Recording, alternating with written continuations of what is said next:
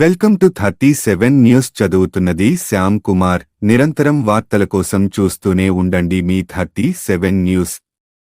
కృష్ణా జిల్లా చెల్లపల్లి మండలం రామానగరం గ్రామంలో ఉన్న భారతదేశ మాజీ ఉప ప్రధాని బాబు జగజ్జీవన్ రాయ్ విగ్రహానికి పూలమాలలు వేసి నివాళులు అర్పించి ఆయన గొప్పతనం గురించి మాట్లాడినటువంటి ఎంఆర్పిఎస్ నాయకులు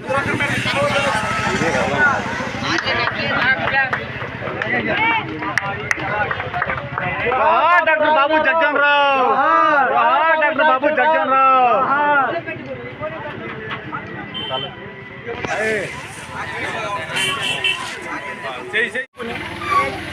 భారతదేశంలో ఆది కులంలో అంత గొప్ప నాయకుడు అవడం ఆయన ఒక్కడికి చెల్లుబాటైంది.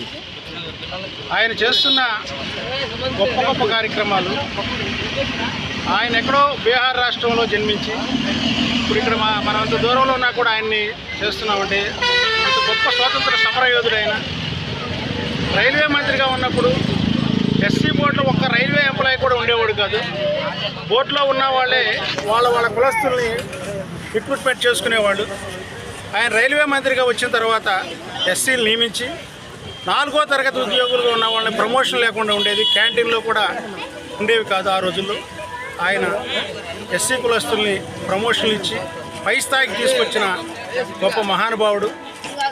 మనం ఆయన అడుగుజాడల్లో నడవాలి. ఎందుకంటే మనం చదువులో చాలా వెనకబడి ఉన్నాము. ఇప్పుడు తరం వాళ్ళు కొద్దిగా చదువుకుంటున్నారు.